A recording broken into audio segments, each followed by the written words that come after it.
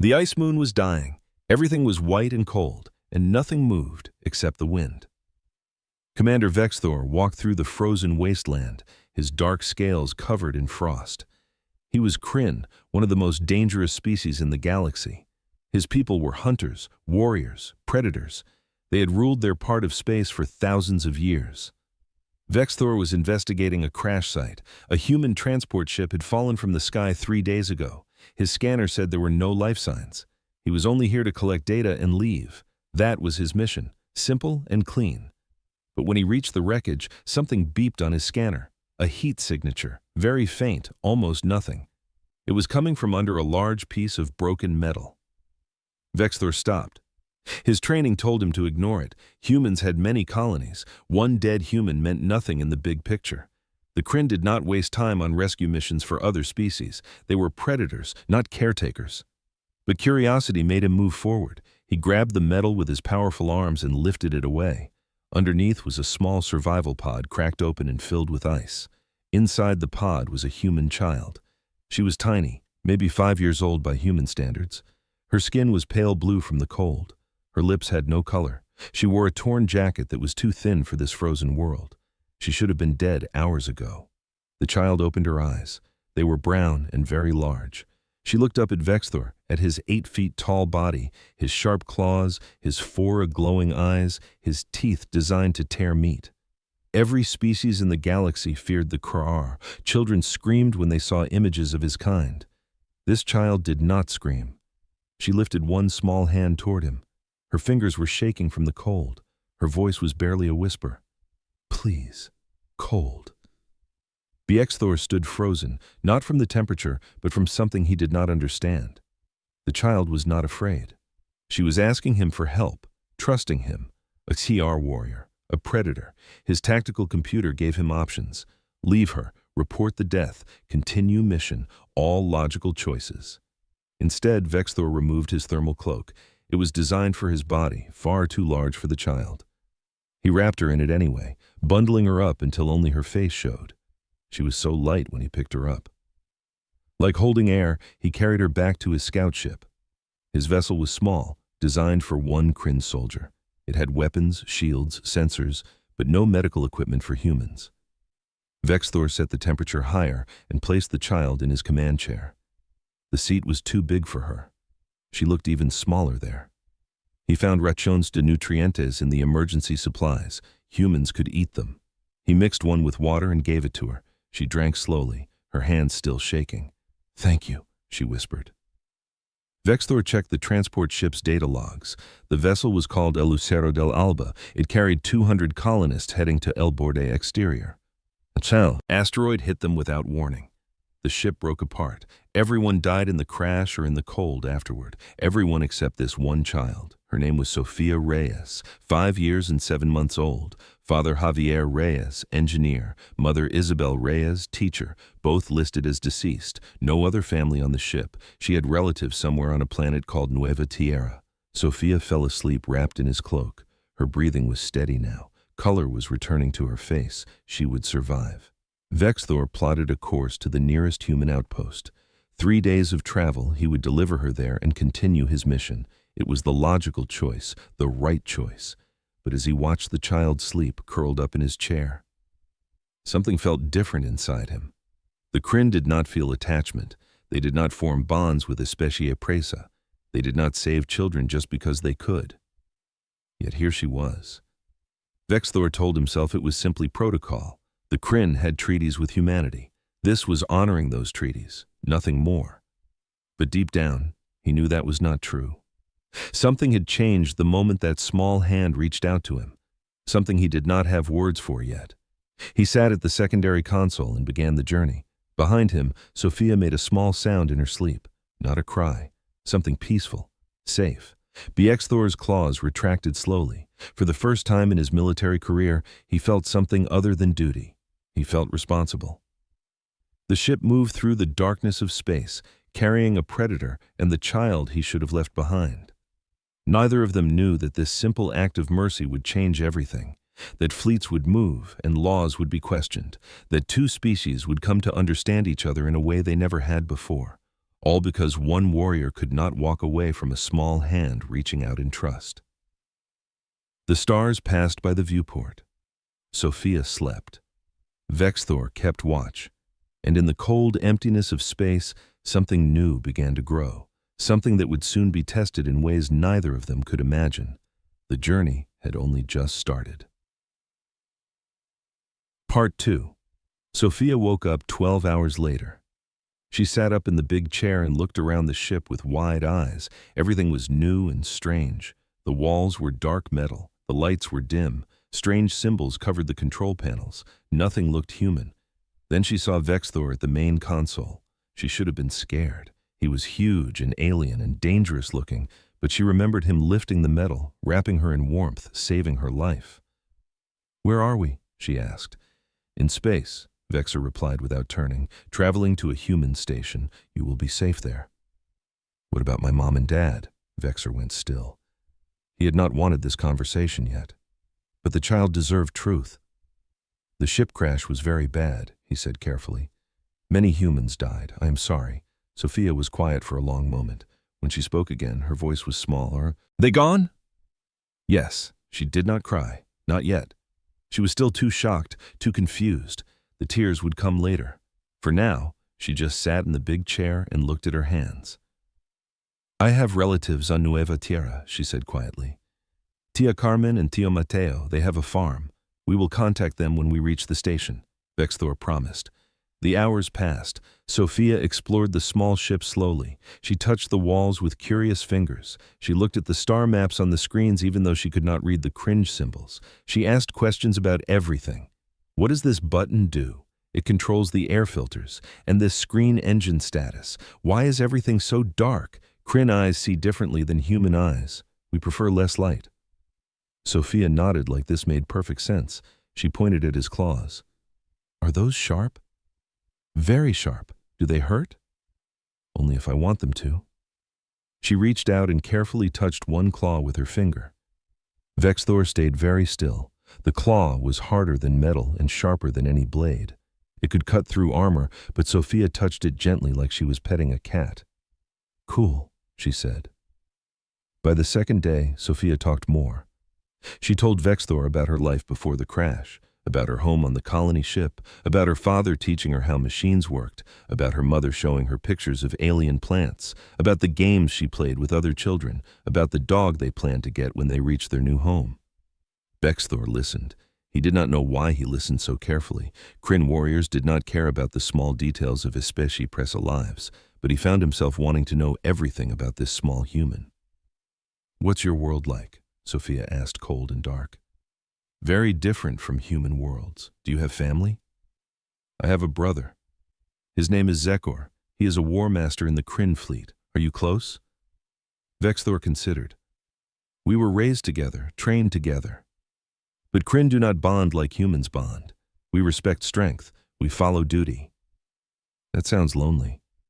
No one had ever said that to Vexthor before. He had no answer. On the third day, everything changed. Vexthor's long-range scanner picked up a contact.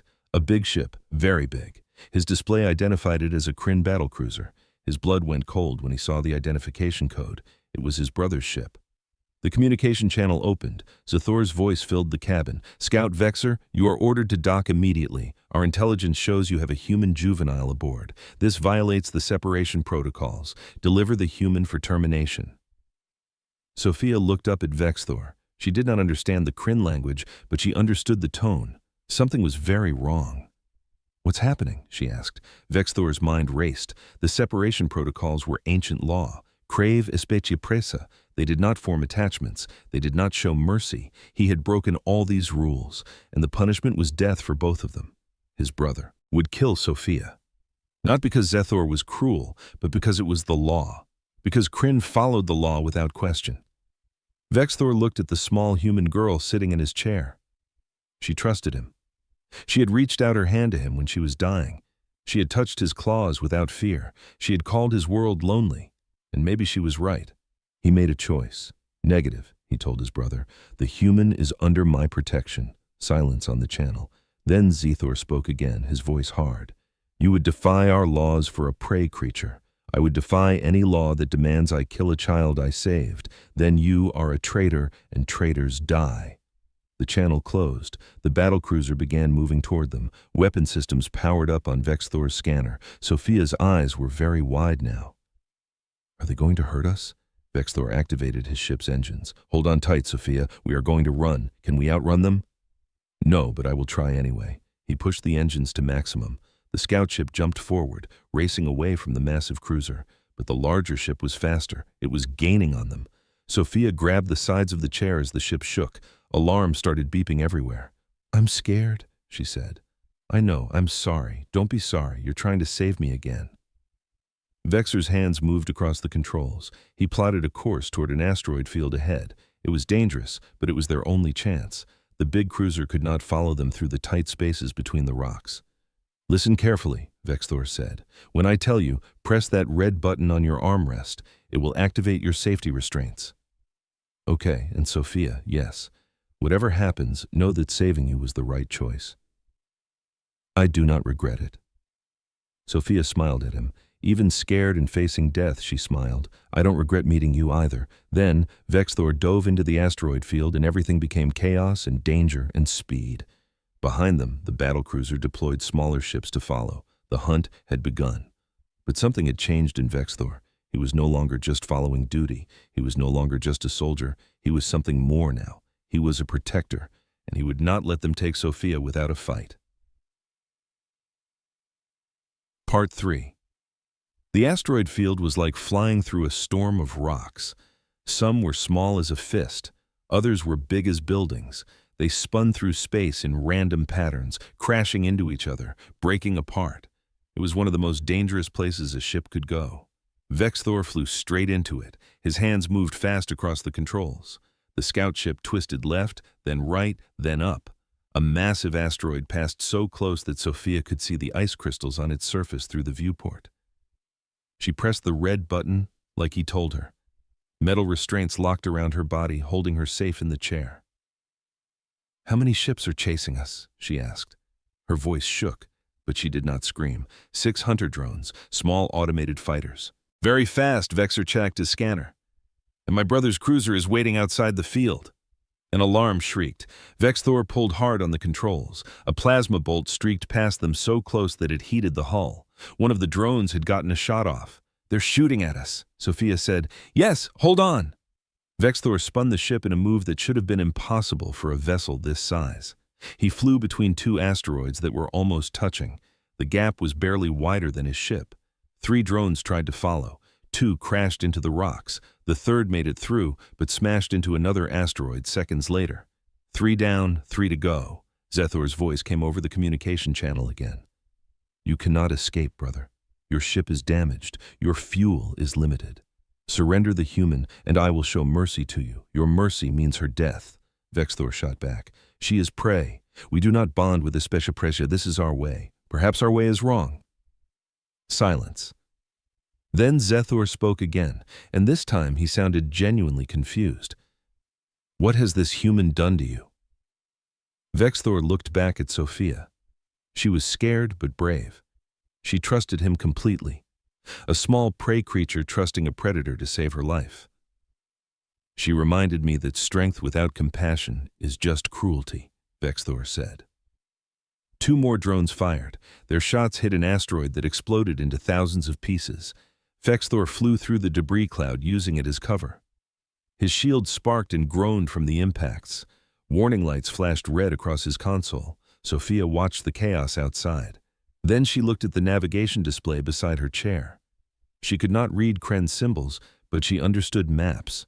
Her father taught her that. She studied the asteroids, the paths between them, the way they moved. "Vexthor," she said suddenly, "do you see that blue cloud at the edge of the field?" He glanced at where she pointed.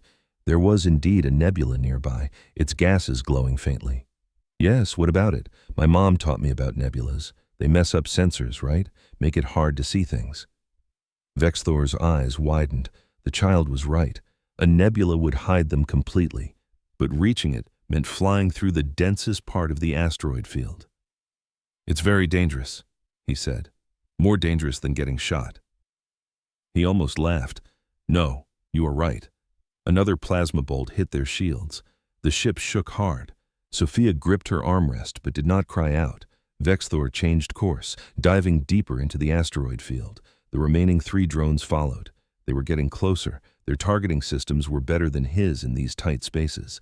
An asteroid the size of a moon loomed ahead. Vexthor flew straight at it. The drones followed eagerly, thinking they had him trapped. At the last possible second, Vexthor flipped his ship vertical and shot upward along the asteroid surface. The drones tried to follow. 2 of them crashed into the rock. The third managed to pull up, but hit a smaller asteroid spinning in from the side. No more drones, but Vexthor's ship was failing. The engines were overheating. The shields were almost gone, and Zethor's battlecruiser was still out there waiting. "Almost there," Vexthor said, pushing the engines harder. The nebula grew larger ahead of them. Its blue gases swirled like smoke. Vexthor's sensors already started showing interference. They were going to make it. Then something hit them from behind. Not a plasma bolt, something bigger. Zethor had fired a missile. It struck their engine section and exploded. The ship spun out of control. Alarms screamed. Fire erupted from the engine compartment. Sophia screamed as they tumbled through space. Vexthor fought the controls. His hands moved desperately across the console. He fired the maneuvering thrusters, trying to stop the spin. Slowly, painfully, he regained control, but the main engines were dead. They coasted into the nebula on momentum alone. The blue gases surrounded them, hiding them from sensors. They were safe for now, but they were also crippled. Vexthor checked the damage. It was bad. Main engines destroyed, life support running on backup power, weapons offline. They had maybe 6 hours of air left. Sophia unclipped her restraints and came to stand beside his chair. "Are we going to die?" she asked quietly. Vexthor wanted to lie, to tell her everything would be fine, but she deserved the truth. "I cannot fix the engines. We are hidden, but we cannot move, and your people's station is still 2 days away. Can you send a message? Not without giving away our position. My brother is searching the nebula. If we transmit anything, he will find us." Sophia nodded slowly. Then she did something unexpected. She hugged his arm. It was all she could reach of his massive body. "Thank you for trying," she said. "No one ever fought for me like this before." Something broke inside Vexthor then, not his body, something deeper. All his life he was taught that caring was weakness, that mercy was foolish, that especie presa were beneath them. But this small human had more courage than most Kryn warriors he knew, and she was thanking him, even though he was failing to save her. "I will not give up," he said. "I promise you, Sophia, I will find a way." They sat in the damaged ship, hidden in the blue gases. Outside, Zethor's cruiser prowled back and forth, searching. Inside, a Kryn warrior and a human child waited. Hours passed. The air grew thinner. Vexthor worked on the engines, trying to find any way to get them moving, but it was no use. The damage was too severe. Then, something appeared on his scanner. Multiple contacts, big ones, coming fast, more crypts. His brother had called for reinforcements. Vexthor closed his eyes. They were out of time. He had tried, but it was not enough. Sophia saw the contacts on the scanner too. "More bad guys?" she asked. "Yes, then I guess we better say goodbye properly." She took his massive clawed hand in her small human. "One." She was not afraid of him. Not even now, not even facing death. Vexthor held her hand as gently as he could. "I'm sorry I could not save you twice." He said, "You did save me. You saved me from the ice, and you showed me that monsters aren't real, that even someone scary can be kind." The ships were getting closer, but they were not slowing down to search. They were moving at attack speed. Why would they do that? Then the communication channel opened, but it was not Zethor's voice. It was human. "CR vessels, this is Capitan Alejandro Vega of the human carrier El Valiente. The child aboard that scout ship is under our protection. Stand down immediately." Vexthor stared at his scanner in shock. The contacts were not Kryn reinforcements. They were human ships. Dozens of them coming to save Sophia, coming to save them both. Part 4. Capitan Alejandro Vega stood on the bridge of El Valiente and watched the tactical display. His carrier was the biggest ship in the human fleet, built for war, but hoping for peace. Right now, it was heading into a situation that could start a war. Nobody wanted status report. He said Teniente Elena Soto checked her console. We have confirmation. One Kryn scout ship heavily damaged, hiding in the nebula. One Kryn battlecruiser searching for it. And now, us. How long until we reach them? 8 minutes at current speed. Alejandro nodded. 8 minutes to prevent a tragedy. 8 minutes to save a child. The message had reached them 3 hours ago. A Shi'ar scout vessel was fleeing from its own people. It carried a human child, age 5. The Kryn wanted to kill both of them for breaking their laws. The scout ship was damaged and running out of time. Alejandro had 3 daughters. The oldest was 6. When he read that message, he saw his own children in danger. Send fleet-wide broadcast, he ordered. All ships maintain formation, weapons hot, but do not fire unless fired upon. We are here to rescue, not to start a war. Sir, the other ships are asking for rules of engagement, Elena said. Alejandro looked at the display. 23 human ships had answered his call. Military vessels, civilian transports, cargo haulers, ships that had nothing to do with this fight, but when they heard a human child was in danger, they came anyway. Tell them the rules are simple, Alejandro said. That child gets home safe, whatever it takes. The bridge crew nodded. They understood. Everyone understood. Humans did not leave their children behind. The fleet dropped out of hyperspace right between the nebula and the Kryn battlecruiser. Alejandro opened communications immediately. Kryn vessels, this is Capitan Alejandro Vega of the human carrier El Valiente. The child aboard that scout ship is under our protection. Any hostile action against that vessel will be considered an act of war. Stand down immediately. The Kryn War Master Aster responded quickly. His voice was cold and hard. Human Captain, this is Warm Master Vexthor. This is an internal Kryn matter. The scout. Commander has violated our laws. The human juvenile must be terminated. Withdraw now or face consequences. Alejandro felt anger rising in his chest. They wanted to kill a 5-year-old girl because someone showed her mercy. Negative, Alejandro said firmly. You want that child, you go through every single one of us first. You would risk war for one prey creature. She's not a creature. She's a child, and yes, we would risk everything for her. That's what being human means. More Kryn ships appeared on the scanner. 5 additional cruisers dropping out of hyperspace. They formed up beside Vexthor's vessel. The Kryn fleet now outnumbered the humans almost 2 to 1. Elena looked worried. Sir, if they attack, they won't, Alejandro said, but he was not sure. His hand hovered over the weapons control. Both fleets powered up their weapons, targeting systems locked on. One mistake, one nervous trigger finger, and hundreds would die. Then a new voice came over the communication channel. A child's voice, small and scared, but trying to be brave. Please don't fight. Everyone on both bridges went silent. Sophia had found the communication controls on Vexthor's ship. Please don't fight because of me, Sophia continued. Vexthor saved me because he's good. He's kind. He could have left me to die, but he didn't. Please, don't hurt him. Please. Alejandro heard the emotion in her voice. This child had lost her parents, lost everything, and now she was begging for the life of the alien who saved her. On the Kryn flagship, Vexthor listened to the small human voice. He looked at his tactical officer, who looked back with confusion.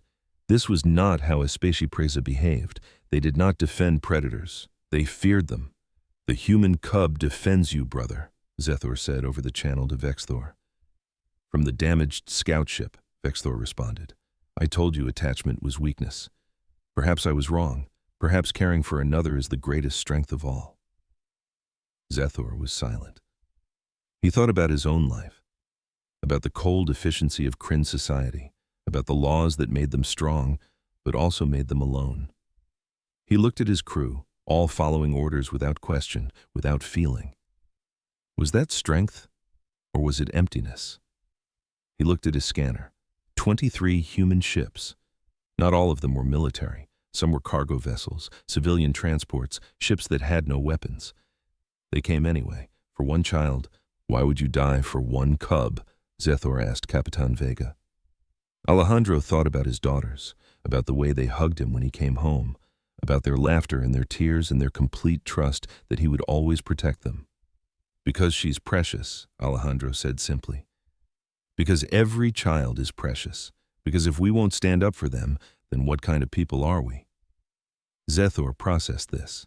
The Kryn did not think of cubs as precious. They thought of them as future warriors, to be trained, to be hardened, not to be cherished. You would all die for her, Vexthor said slowly. It was not a question. He could see it in their formation, their determination. Every single one of us, Alejandro confirmed. Another long silence. Vexthor's voice came through again. Brother, I have seen something in these 3 days with Sophia. I have seen trust. I have seen courage. I have seen a child show kindness to someone who should be her enemy. The humans are not weak because they protect their young. They are strong because of it. Vexthor looked at his weapons console. One order in the battle would begin. The Kryn would probably win, but many would die. And for what? To kill one small cub? To enforce a law that suddenly seemed hollow? He thought about what Vexthor said, about strength and weakness, about loneliness and connection. He made a decision that shocked his entire crew. Kryn fleet, stand down. Power down all weapons. Let the scout ship pass.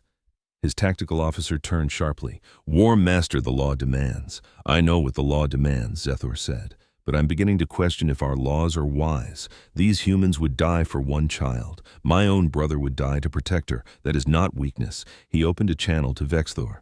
Brother, take the human to her people. You are not a traitor. You are something we have forgotten how to be. You are compassionate. The Kryn ships powered down and moved aside. Alejandro let out a breath he did not know he was holding. Hell, move us into the nebula. Let's get that scout ship and bring them home. The human fleet entered the blue gases carefully. They found Vexthor's damaged vessel drifting in the clouds.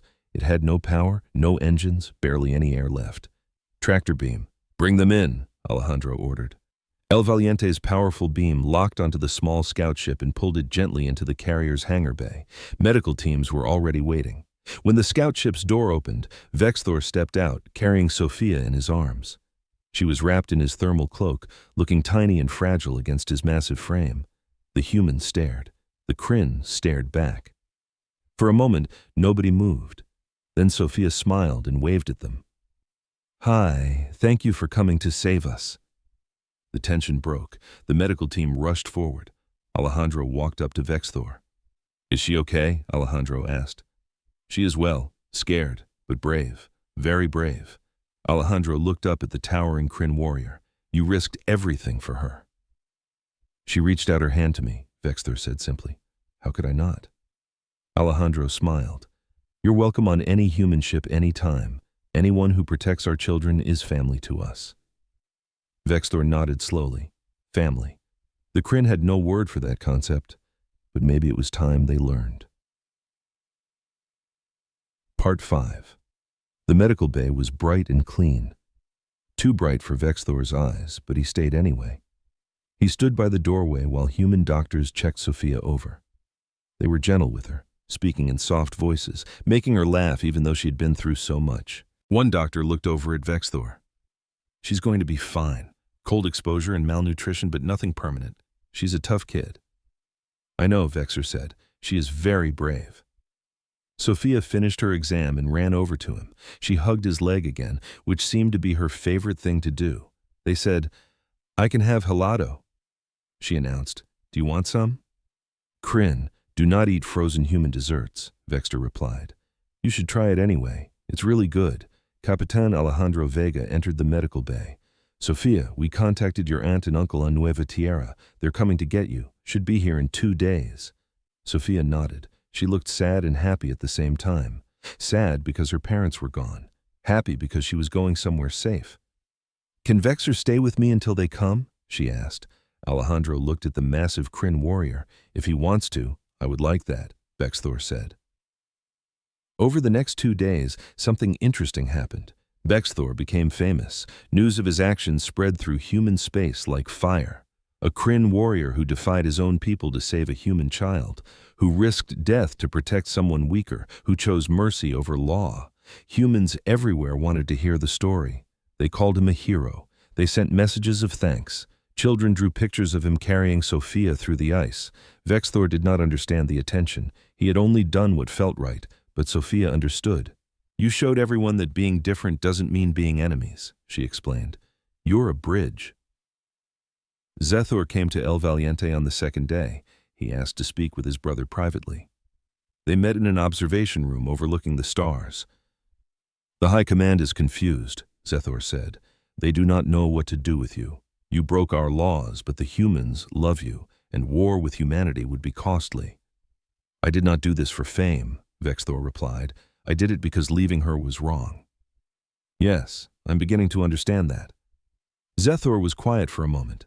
The humans have requested diplomatic talks.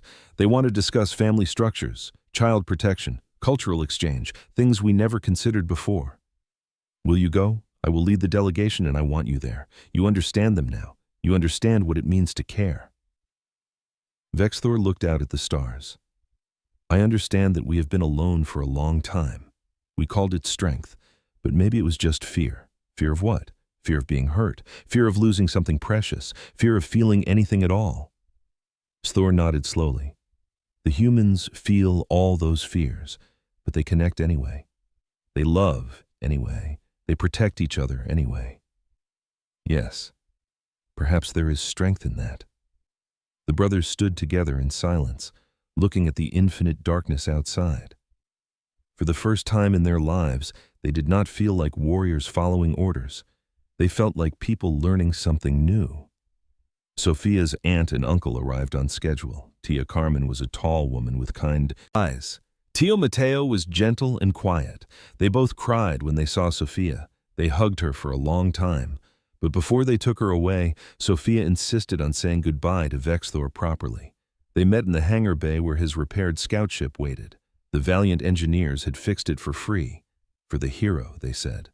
Sophia looked very small next to the tall Kryn warrior. She held something in her hands, a drawing she made. I made this for you, she said, giving it to him.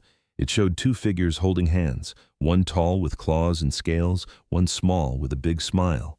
Above them it said, "Thank you for saving me." Vexthor took the drawing carefully in his clawed hands. Something warm moved through his chest, something humans called emotion. I will keep this forever, he said. Will I see you again? Sophia asked. Yes, I promise. I'm going to help my people and your people become friends, and I will visit you on Nueva Tierra. Good. You can meet my dog when I get one. I would like that very much. Sophia hugged him one last time. Then she went to her aunt and uncle. They walked away together. A small family reunited. Vexthor watched them go. Capitan Vega came to stand beside him. You know what you did, right? Alejandro said. You changed everything. Our two species have been distant for decades. Now we're talking, sharing, learning from each other. All because you saved one little girl. I just did what felt right. That's what makes it matter. You didn't follow orders. You didn't think about politics. You just saw someone who needed help and you helped. That's the best part of being alive. Vexthor looked at the drawing in his hands. Humans protect their young with everything they have. I see that now. It is not weakness, it is purpose. Every species should protect their young like that. Maybe you'll teach your people. Perhaps. The months that followed were busy. Zethor led diplomatic missions to human space. Human ambassadors visited Krynolds. The two species talked about family, about children, about what it meant to care for others. It was not always easy. The Kryn had thousands of years of tradition. Change came slowly, but it came. Vexthor became a liaison between the species. He traveled between worlds, telling his story, helping others understand. He was no longer just a soldier. He was something new, a teacher, a friend, a bridge between two very different peoples. And every month he visited Nueva Tierra. Sophia's new home was a farm with green fields and blue skies. She had her dog now, a big friendly creature that barked at Vexthor but wagged its tail. She was going to school, making friends, living the life her parents wanted for her. But she never forgot the ice moon, she never forgot the cold, and she never forgot the warrior who saved her. Years passed. Sophia grew up strong and smart. She studied xenobiology like her mother. She learned about different species and how they could work together. When she was old enough, she joined the Cuerpo Diplomático. On her first day of training, the instructor asked everyone why they joined. Sophia stood up and told her story, about the crash, about the cold, about the hand. She reached out in trust about the predator who became a protector. I learned something important. She said, fear is natural, but connection is stronger than fear. Understanding is stronger than hate, and sometimes the scariest looking person can have the kindest heart. The instructor nodded. That's why we're all here, to build bridges. Yes, to build bridges. Vexthor watched that training session from the back of the room. Sophia had invited him to speak to the new diplomats. When she finished her story, she looked back at him and smiled. He smiled back, his mandibles clicking in the Kryn expression of happiness. The galaxy was vast and full of dangerous things, but it was also full of hope, full of possibility, full of moments where enemies became friends and strangers became family. All because one child reached out her hand and one warrior chose not to walk away. The story spread far beyond just humans and Kryn. Other species heard about it. They started questioning their own laws, their own prejudices, their own fears. Change was slow, but it was happening. And at the center of it all was a simple truth: protecting the innocent, caring for the weak, choosing compassion over cruelty. These were not signs of weakness. They were the strongest things any being could do. Vexthor kept Sophia's drawing in his ship. He looked at it often during his travels. It reminded him of the moment everything changed, the moment a small human hand reached out to a Kior predator, the moment mercy became stronger than law, the moment connection became stronger than fear, the moment one warrior learned what it truly meant to be strong. And in the endless darkness of space, that one small moment of kindness created ripples that would spread for generations, because that was the power of compassion. It grew, it inspired, it changed the universe one heart at a time. The predator had saved the cub, but in truth, the cub had saved him right back.